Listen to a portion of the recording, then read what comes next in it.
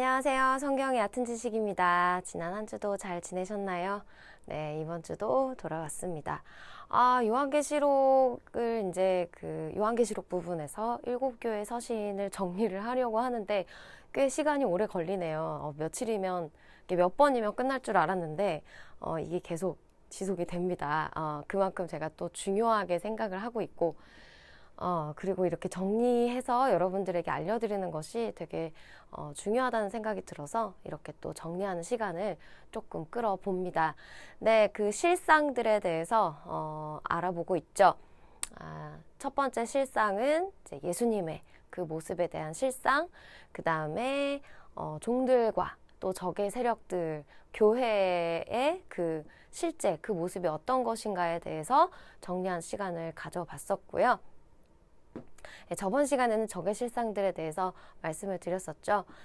근데 이제 그 영혼에 대한 실상을 이제 알아보려고 하다가 더 중요한 것들을 하나 짚고 넘어가려고 합니다. 자, 영의 실상을 알았고, 우리들의 모습, 우리 자신의 자아가 가지고 있는, 우리 영혼이 가지고 있는 그 문제점이 무엇인가, 그리고 그 문제점이 또 적의 세력들과 무관하지 않다라는 걸 말씀을 드렸었어요. 근데 거기에서 빠져나올 수 있는 방법이 무엇이냐, 그 실제적인 어떤 그 전략이 무엇이냐, 예수님이 제시한 전략이 무엇이냐, 너희가 거기서 이기기 위해서는 그 적의 세력을 이기고 너희 안에 있는 그 자아의 그 잘못된 부분을 바로잡기 위해서는 어떻게 해야 되느냐에 대해서 이제 말씀을 드리는 것이 바로 전략에 관한 부분입니다.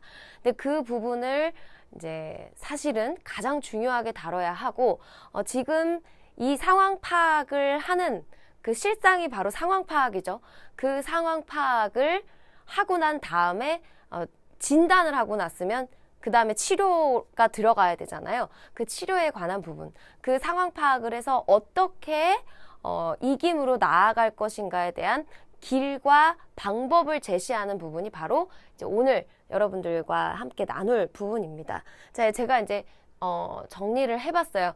그 에베소부터 라오디게아 교회까지 나오는 예수님이 뭐뭐 하라라고 제시해 주시는 그 명령과 또 권유라고 말씀을 드릴 수 있죠. 이제 그런 부분들에 대해서 이제 쫙 그 7교회 그 섹션별로 구분함 없이 그냥 총체적으로 한번 적어봤습니다. 자, 기억하라, memorize, remember, 어떤 그 예전에 있었던 그 기억을 좀 되살려서 네가 어땠었는지, 처음에 어떻게 하나님을 만났었는지를 기억해라 라고 하는 말이 2번이 나와요. 총. 자, 이 기억하는 거는 굉장히 중요해요. 처음 하나님을 만나서, 처음 예수님을 만나서 어떻게 사랑을 알았고 또 나눴고 또 예수님한테 어떤 은혜를 받았는지를 기억하는 거는 그 원래 힘을 되찾는 그 원동력이라고 할 수가 있어요. 그 기억을 해야 사실은 내가 뭐가 잘못됐는지를 알 수가 있잖아요. 그래서 그 기억하라고 말씀하시는 그 행동이 먼저 선행이 되어야지만 이 다음 부분, 회개로 들어갈 수가 있습니다. 그때 내가 하나님한테 이런 은혜를 받았었는데 내가 잘못 살아가고 있었구나, 내가 잘못하고 있었구나 하는 것들을 예수님이 보여주시는 그 실상을 통해서 이제 그 어렴풋이 잊고 있었던 것들을 이제 기억하게 되고, 그렇게 그 기억을 통해서 우리가 나아갈 수 있는 거는 이제 회개의 자리예요. 그러니까 우리가 한번 구원을 얻고 그 구원을 얻는데 선행되어야 되는 건 뭐죠? 반드시 우리가 죄인이라는 거를 인식하고 그 인식하는 그 수준을 넘어서서 회개하는 자리로, 하나님 나 잘못했어요 라고 무릎을 꿇는 그때에 성령님이 임하시고 예수 그리스도의 복음이 우리 삶 가운데 실제적으로 적용이 되고 또 거듭나는 순간이 바로 회개하는 순간이라고 할 수가 있어요. 근데 우리가 그 한 번 회개했다고 해서 이제 나 영원히 회개 안 해도 돼 라고 하는 게 아닙니다. 반드시 우리의 삶에 있어서 우리가 이렇게 잊어버릴 때가 있어요. 기억해야 되는 순간들이 있어요. 그러면 다시 또 하나님 앞에 또 나와서 주님 앞에 회개해야 되는 시간을 가져야 된다라는 거. 그래서 이 회개하라는 명령이 총 4번씩이나 나옵니다. 그래서 여러분, 우리가 그냥 옛날에 나 회개했는데 뭐 이렇게 하는 거는 사실은 은혜를 주는 분에 대한 예의가 아닌 것 같아요. 자, 그 사람과 사람 사이에서도 내가 한번 용서를 해줬는데 또 그 죄를 저질렀어요. 그러면 정말 염치불구하고 내가 나와서 잘못했다라고 얘기를 해야 합니다. 근데 나 옛날에 너한테 잘못했다고 얘기했잖아 라고 얘기하면 얼마나 그 용서해주는 사람 입장에서 되게 화가 나겠어요. 그래서 예수님도 이렇게 말씀하시잖아요. 7번 아니라 70번이라도 잘못을 했을 때 용서해줘라. 그러니까 하나님이 그렇게 명령을 하셨다면, 예수님이 그렇게 명령을 하셨다면 하나님은 1000번, 100번, 뭐 몇백만 번이라도 예수님이 용서를 해주시겠죠. 이제 이거에 대한 비유를 그 목사님, 김동원 목사님이 아주 잘 설명을 해주셨습니다. 과연 내가 7번을 용서할 수 있을까? 7번 아니라 70번이라도 용서를 할 수 있을까? 근데 그게 부부 사이에서도 잘 안 되고 친구들 사이에서도 글쎄 그럴 수 있을까라고 고개를 갸우뚱하게 되는데 유일하게 한 경우는 해당이 된다 그러더라고요. 부모와 자식 간에는 70번 아니라 1000만 번이라도 용서해 줄 수 있는 그런 사랑이 있기 때문에 그렇게 자식이 잘못했다고 얘기를 했을 때 그 아버지는 또 어머니는 그렇게 용서해 줄 수 있는 그런 그 마음이 있을 거라는 말씀을 제가 들었었어요. 근데 그게 참 적절한 비유라는 생각이 들거든요. 하물며 부모님도 그런데 하나님은 오죽 더 하시겠어요. 그러니까 우리의 습성을 아시고 우리가 육체를 입고 있는 한 정말 거룩하게 사는 것이 너무나 어렵다라는 걸 주님이 아시기 때문에 그 회개하라는 촉구를 계속하시고 담대히 그 보좌 앞에 나와서 나한테 용서를 구해라 라고 지금 말씀하시고 권유하고 계십니다. 자, 처음 행위를 참 중요하죠. 처음 하나님을 만났던 그 기억, 그때 얼마나 감격스러워요. 그때 하나님을 만났던 게, 야, 내가 죄인인데 하나님 나 이렇게 용서해 주셨구나 하는 그 감격을 기억하면 사실은 그 첫 번째, 그 정말 더러웠을 때 거룩함으로 가는 그 첫 번째 과정이 제일 어려운 거잖아요. 그러니까 야, 그 첫 번째 어려운 과정도 겪었는데 내 앞에 또 나와도 돼 라고 지금 말씀하시고 계십니다. 자, 여기까지는 정말 이해가 가요. 근데 참 미워하라, 뭘 미워하라는 말씀이 참 하나님의 이미지랑 안 맞는다는 생각이 듭니다. 근데 여기에 미워하라, 용납하지 말라, 뭐든 막 용납해야 되고 뭐든 감싸 안아줘야 되고 뭐든 사랑해줘야 될 것 같은데 예수님의 명령은 굉장히 단호하십니다. 야, 니골라당의 행위를 절대 네가 사랑하면 안 돼. 미워해야 돼. 미워한다는 건 뭐예요? 완전히 배격해야 된다라는 거예요. 그리고 그 이세벨의 그 존재를 네가 용납하지 말아라. 쫓아내라. 그 교회에서 그렇게 설치고 있는 거를 두고 보지 말고 그거 당장 쫓아내라고 말씀하십니다. 자, 언뜻 보기에는 왜 이렇게 사랑이 없는 이야기 같이 들릴 수도 있어요. 저도 이걸 봤을 때 되게 신기하기도 하고 과연 정말 이게 예수님이 하신 말씀이 맞나 막 이럴 정도로 그랬었는데 제가 또 이제 다른 그 목사님이 하신 말씀을 제가 빌어서 여러분들에게 말씀을 드리자면요. 이주영 목사님이 하신 그 에베소서 4장 2절에서 3절에 관한 그 구절들을 설명을 해주시는데 그 단어 한마디 한마디를 설명을 해주시더라고요. 거기서 이제 모든 겸손과 온유로 하고 오래 참음으로 사랑 가운데 서로 용납하고 평안의 맨줄로 성령이 하나 되게 하신 것을 힘써 지키라 라는 바울의 그 말이 있습니다. 근데 거기에 나오는 온유, kindness, 그러니까 이거는 그 영어로 번역이 될 때 그냥 단순한 친절함이 아니라고 말씀을 하시더라고요. 그러니까 그거에 대한 적절한 비유를 이제 다른 어떤 청년이 하는 거를 그분도 들었던 거를 이제 말씀을 해주시는데 gatekeeper.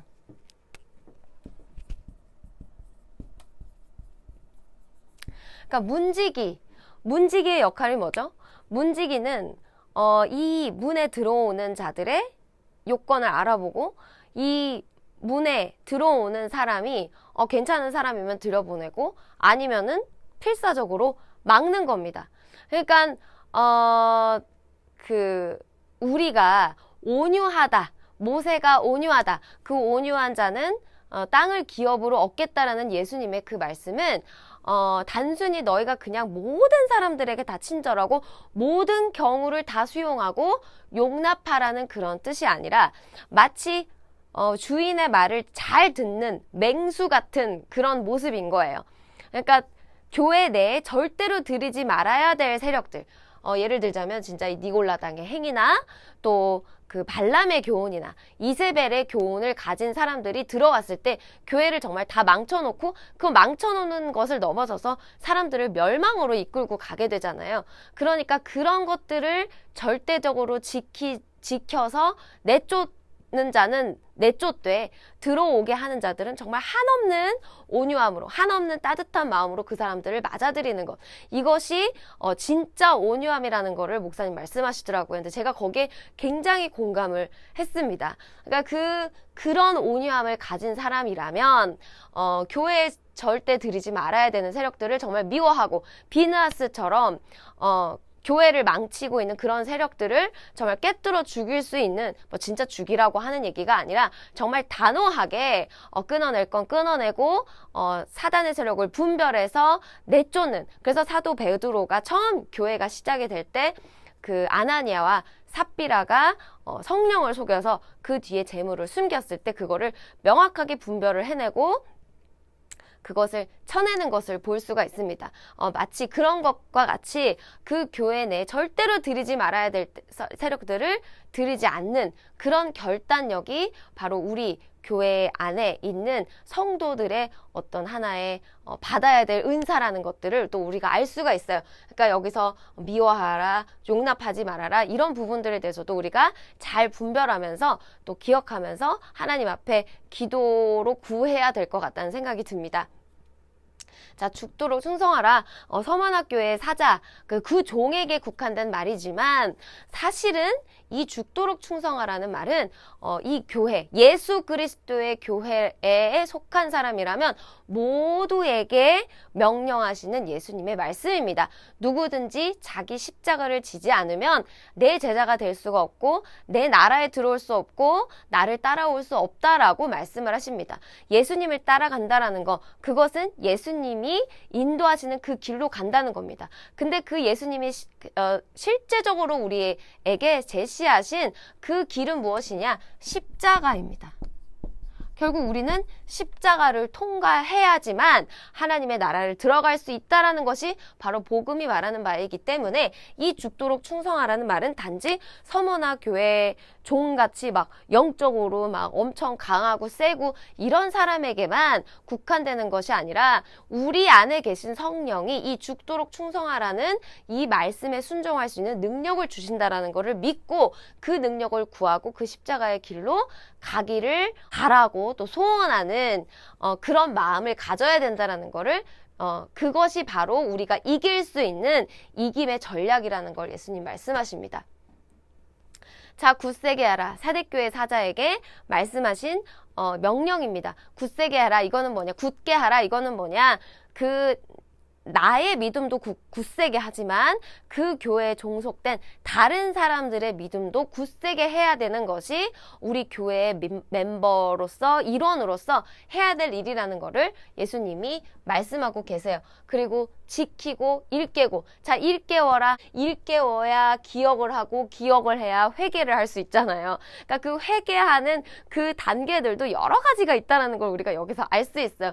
정신을 번쩍 차리고 눈을 떠야 뭐 기도도 하고 할 거 아니에요. 지금 죽은 상태고 자고 있는 상태면 아무것도 못합니다. 그러니까 잠에서 깨어야 기도를 할 수 있습니다. 그래서 예수님이 그러시잖아요. 베드로에게 너희가 1시간도 깨어있을 수 없겠냐고. 그러니까 깨어야 기도할 수 있다는 거를 예수님이 또 말씀하시는데 여기 일곱교회 서신에서도 또 강조하고 계십니다. 자, 이 차가워라 뜨거워라 이건 뭔지 아시겠죠? 네, 라오디게아 교회 사자에게 말씀하신 명령입니다. 자, 차가워라 이거는 분별이라고 말씀을 드린 적 있어요.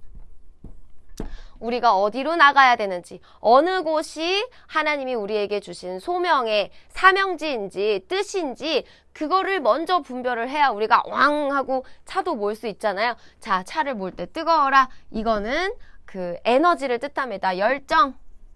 하나님에 대한 사랑, 그 사랑이 있음으로 인해서 하나님이 뭘 원하시지? 하고 하는 거는 차가운 분별에 관한 것이고요. 그러면 하나님이 이걸 원하시면 난 당장 가서 사야 돼.